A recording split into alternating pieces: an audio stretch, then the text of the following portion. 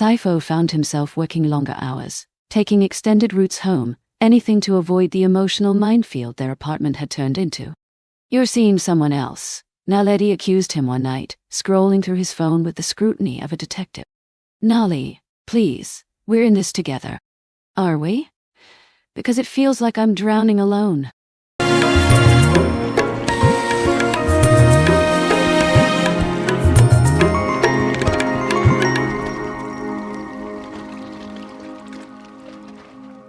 The University of Cape Town thrummed with the vibrancy of youthful aspirations and limitless opportunities.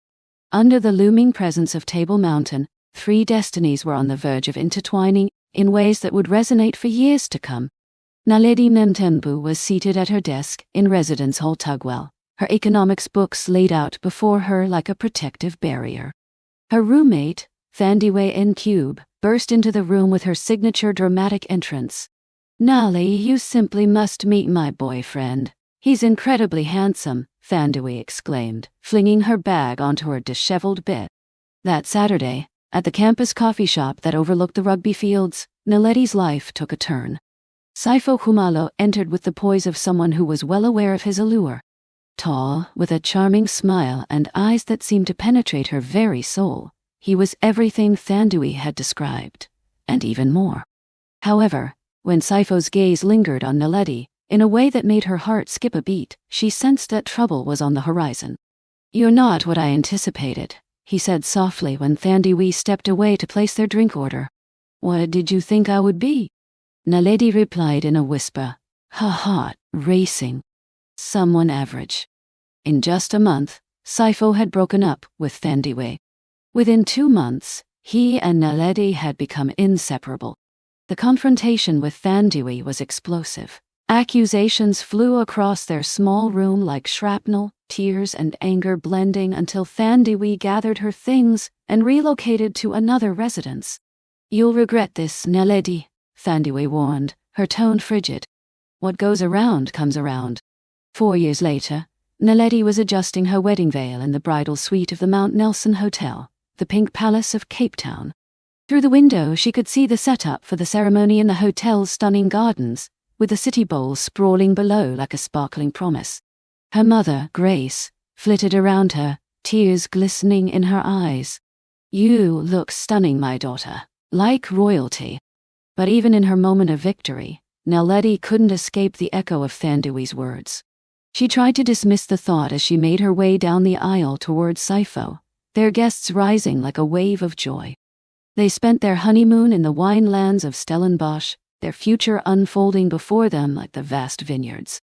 Life appeared flawless.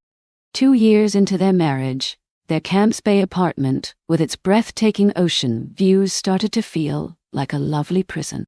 Each month brought new disappointment, every negative pregnancy test a small heartbreak. "We need to consult a specialist," Naledi declared one morning, her coffee growing cold as she fixated on yet another single line on a test. Dr. Patel at the Constantiaberg Medi Clinic was both thorough and compassionate. "You both are perfectly healthy," she reassured them after weeks of examinations. "Sometimes, these matters just require time. Try to relax." However, relaxation became an unattainable goal. Their bedroom transformed into a clinical environment where intimacy was scheduled and hope was measured in ovulation cycles. Naledi's demeanor began to change, her laughter replaced by obsessive chart-checking and bitter silences. Sipho found himself working longer hours, taking extended routes home, anything to avoid the emotional minefield their apartment had turned into. "You're seeing someone else," Naledi accused him one night, scrolling through his phone with the scrutiny of a detective. "Nali, please, we're in this together." "Are we? Because it feels like I'm drowning alone." 3 years in, Naledi found herself sitting across from her colleague Zara at the fashionable Kloof Street House restaurant, the city's lights sparkling below them. "I have a contact," Zara said quietly, sliding a piece of paper across the table. "A woman in Johannesburg. She arranges things, private adoptions." Naledi's hands shook as she read the information. "Infants, $18,000. Toddlers, $12,000. Cash only. It's a significant amount, Naledi murmured. Can you really put a price on motherhood? Zara replied. That evening, Sipho flinched when she brought up the topic. We must exercise patience, Nellie. These events unfold when the time is right. Nay, she. But patience had long since deserted Naledi. In secret, she started making calls, transferring money, and devising plans that would alter everything. The Ramah Bible Church in Randburg was different from their typical Anglican service, yet their friend Mercy had survived a terrible car accident and insisted they join her for the Thanksgiving service. As they exited after the heartfelt service, Pastor Williams stood at the door, his weathered hands greeting each member of the congregation. When he reached Naledi, his handshake was unexpectedly strong. Daughter, he said, his gaze piercing into hers, God has instructed me to tell you wait.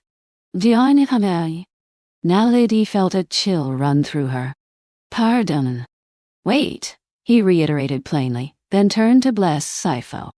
That night, Naledi walked back and forth in their apartment, her anger rising like a tempest. These frauds always speak in cryptic terms, she grumbled. Wait or what? How long should I wait? I've waited long enough.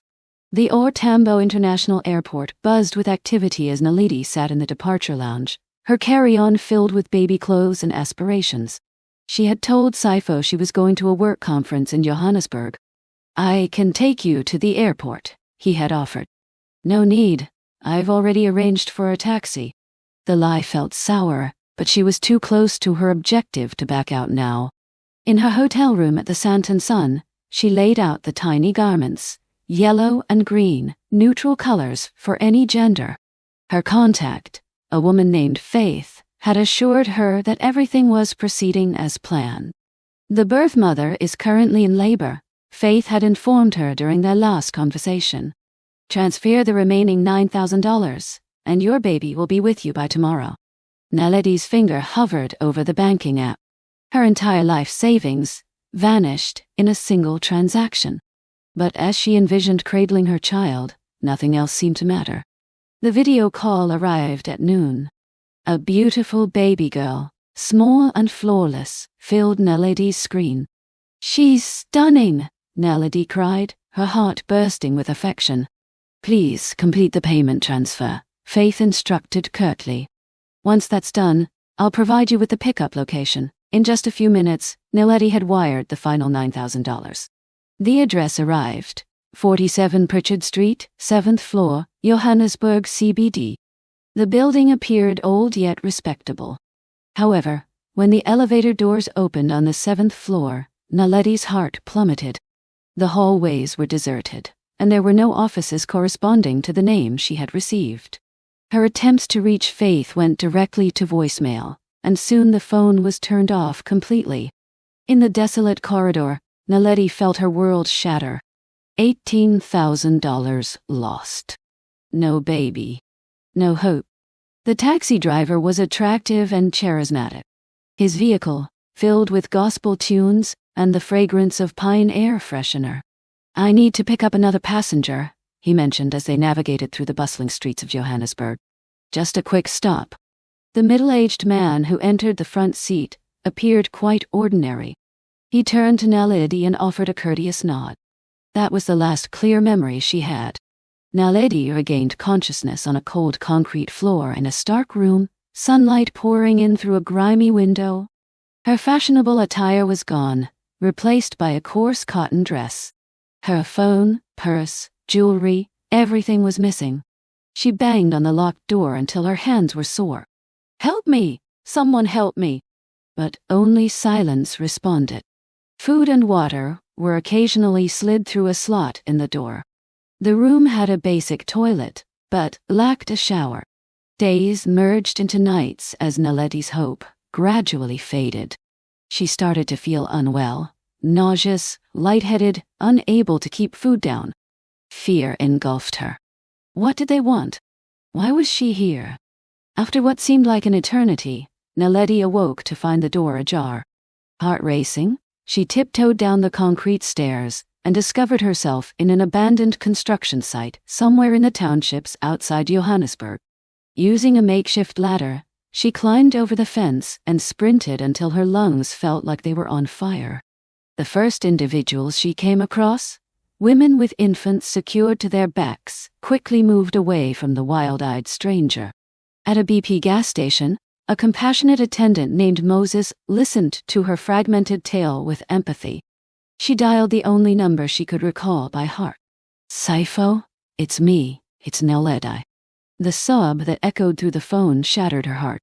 "My love, where are you? We've been searching for 3 months. The police, private investigators. Everyone's looking for you." Moses's wife, Namza, prepared a hot bath and offered clean clothes, while Moses went out to purchase toiletries with the money Sipho had sent. That night, as Naledi rested in their spare bed, she recognized the pattern of her illness. Nausea in the morning and evening, fatigue that penetrated to her bones. She thought she must be unwell from all the trauma. Sipho showed up the following morning like a prayer answered. Their embrace in Moses's small living room was filled with desperation, gratitude, and a sense of life renewed. "I thought I'd lost you forever," he murmured into her hair. Through her tears, Naledi revealed everything. The adoption scheme, the deceit, the money. Sipho's expression shifted from hurt to anger, and finally to relief. "We'll handle that later," he replied. "Right now I just need you home." At Groot Schuur Hospital in Cape Town, Dr. Sarah van der Merwe shared news that altered everything. "You've endured a terrible ordeal," she said gently. "But physically, you're going to be okay. You're dehydrated and anemic. But that's manageable. However, there's something else." Naledi tightened her grip on Sipho's hand. "You're pregnant. I estimate you're about 12 weeks along." The room went quiet, except for the gentle beeping of the monitors. Naledi's free hand instinctively moved to her abdomen. "That's impossible," she breathed. "When was your last menstrual period?" Naledi reminisced. It was just before her journey to Johannesburg. The night prior to her departure, she and Sipho had shared an intimate moment. She had viewed it as a farewell, intending to vanish with the child she had attempted to acquire. The morning sickness, the exhaustion. "It all makes sense now," Dr. van der Merwe went on. "You've been pregnant all along." Half a year later, Naledi cradled her daughter, Tumelo, which translates to faith in Sesotho, against her heart. The baby's delicate fingers grasped hers with unexpected strength. Sipho was beside them in their Camps Bay home, his eyes shimmering with unshed tears. "She's perfect." "She is," Naledi concurred, recalling Pastor Williams's words that had once seemed so enigmatic, so harsh at that moment. Wait. Now it all made sense. Sometimes, the most significant blessings arrive, not when we demand them, but when we are truly prepared to accept them. Her experience of betrayal, desperation, and literal confinement had imparted a valuable lesson that love, genuine love, cannot be purchased, taken, or coerced. It can only be awaited, and then gratefully embraced when it comes in its own flawless timing. Outside their window, Table Mountain loomed timeless against the African sky, a testament that some things are indeed worth the wait, and that faith, no matter how challenged, can sometimes guide us precisely where we need to go. Thank you for watching. Kindly share your thoughts in the comments section. Don't forget to subscribe, like, and share. Also, click the notification button to get notified each time I post a new video. See you on my next video.